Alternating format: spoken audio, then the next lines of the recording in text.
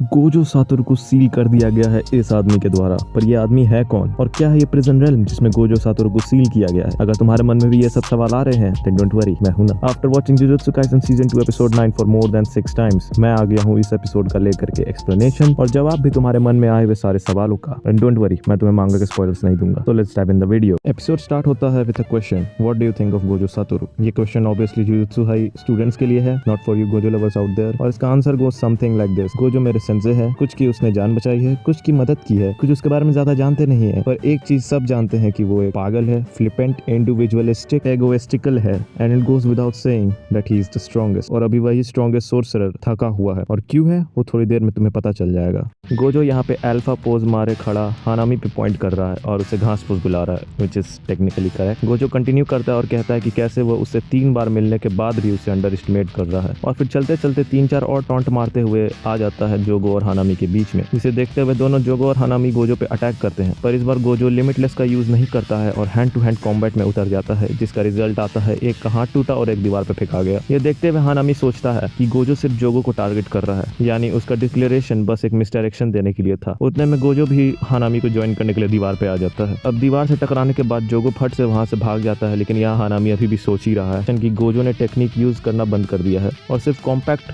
Attacks पे focus कर रहा है यूजिंग कर्स्ड एनर्जी मैनिपुलेशन। तो जिसका मतलब कि उसे अब लोगों को ऐसा कवर इस्तेमाल करने की जरूरत नहीं है, वो अपना टेक्निक इस्तेमाल कर सकता है। और जैसे वो अपना टेक्निक इस्तेमाल करता है, गोजो भूखे भेड़िए की तरफ पीछे मुड़ के उस पर टूट पड़ता है और हानामी के सारे अटैक्स को डॉज करके उसके कंधे पे बैठ के उसके डाली ट्विग जो भी है उसे पकड़ के खींच देता है। गोजो को समझ आ गया कि ये लोग डोमेन एम्पलीफिकेशन और इननेट टेक्निक साथ में इस्तेमाल नहीं कर सकते हैं। जोगो इसे देखते हुए सोचता है कि वो अभी तक डोमेन एम्पलीफिकेशन की वजह से जिंदा बचा हुआ है और कैसे गोजो बिना अपने टेक्निक के भी उन लोग पर भारी पड़ रहा है। चोजो गोजो पे अटैक करता है, जो कि गोजो ब्लॉक कर लेता है विद हिज टेक्निक। गोजो समझ जाता है कि चोजो कर्स स्पिरिट नहीं बल्कि डेथ पेंटिंग वोम है और वो उससे बाद में डील करेगा। इतने में ही दोनों जोगो और हानामी डोमेन एम्पलीफिकेशन से अटैक करते हैं। गोजो पूछता है कि क्या वो श्योर है, क्योंकि वो दोनों जितना गोजो के टेक्निक को न्यूट्रलाइज करने की कोशिश करेंगे, गोजो को बस ही अपने टेक्निक को स्ट्रॉन्ग करना है और मिस्टर घास फूस के पास उसे झेलने जितना ताकत नहीं बचा है। इसके बाद गोजो अपने टेक्निक को स्ट्रेंथन करता है और हानामी की तरफ बढ़ना शुरू कर देता है और उसे दीवार और अपने टेक्निक के बीच में कुचलने लगता है। इसे देखते हुए जोगो गोजो को डिस्ट्रैक्ट करने की नाकामयाब कोशिश करता है and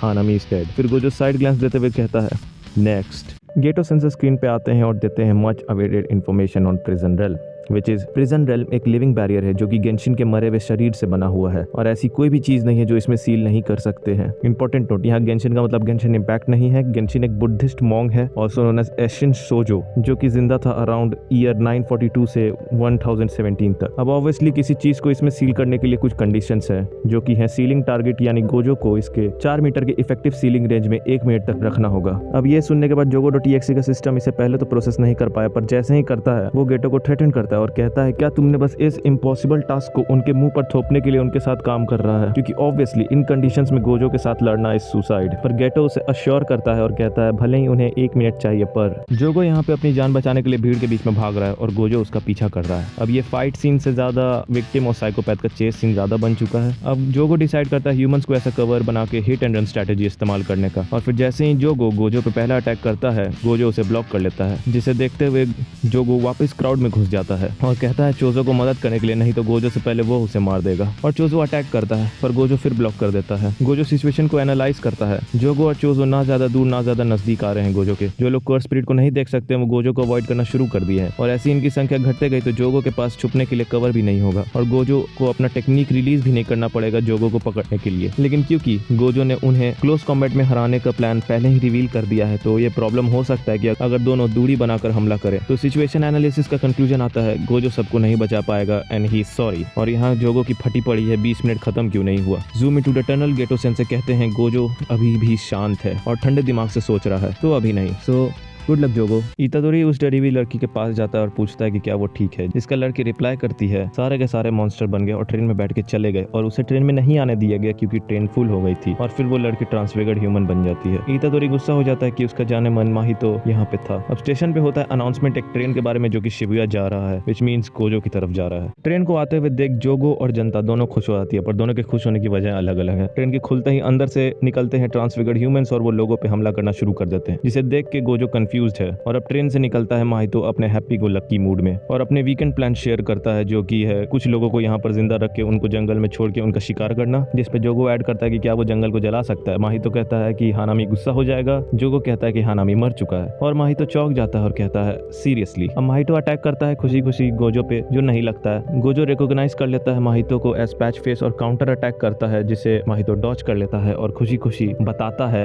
he finds human disgusting, क्योंकि वो बहुत सारे हैं, और पॉइंट करता है सीलिंग पे और तभी सीलिंग टूट जाता है और ऊपर से ढेर सारे लोग गिरने लगते हैं। गोजो शक करता है कि उनमें कर्स स्पिरिट और कर्स यूजर भी हो सकते हैं। उसी वक्त चोसो और माहितो साथ में गोजो के अगल बगल खड़े लोगों को मारते हैं, जिसका फायदा उठाकर जोगो ऊपर से हमला करता है और गोजो के हाथों पकड़े जाने पर अपना हाथ काट के वापस क्राउड में घुस जाता है। माहितो को यह पता है कि गोजो इतादोरी के जैसा नहीं है, वो अपने दुश्मनों को मारने के लिए कुछ हद तक लोगों की बलि चढ़ाने के लिए तैयार है, पर सीलिंग के टूटने के बाद सेकंड बाय सेकंड जिंदा और मुर्दा लोगों की संख्या बढ़ते जा रही है, तो गोजो कितनी लोगों की बलि देना एक्सेप्टेबल समझता है। गोजो कहता है उन्हें अब बस गोजो डोमेन एक्सपेंशन से मार पाएगा, लेकिन उनके साथ यहाँ पे सारे लोग भी मारे जाएंगे, पर बाहर के लोग सेफ रहेंगे। लेकिन वो ऐसा नहीं कर पाएगा क्योंकि लोगों को सामने मरते हुए देखना और अपने हाथों से मारने में अंतर होता है। तभी तीनों शॉक हो जाते हैं। गोजो इस्तेमाल कर देता है क्षेत्र विस्तार अनंत शून्यता 0.2 सेकंड के लिए, क्योंकि उसे भरोसा है कि इतने टाइम नॉन सोर्सर उसका डोमेन में बिना ज्यादा आफ्टर इफेक्ट्स के जिंदा रह पाएंगे। इस 0.2 सेकंड में नॉन सोर्सर्स के दिमाग में रफली आधे साल के जितना इन्फॉर्मेशन जा रहा था, जिसकी वजह से वो पैरालाइज हो गए, पर 2 महीने बाद ठीक भी हो गए। लेकिन क्योंकि ये डोमेन काफी कम टाइम के लिए था, इसलिए स्पेशल ग्रेड कर्स स्पिरिट्स कभी भी जाग सकते थे। सो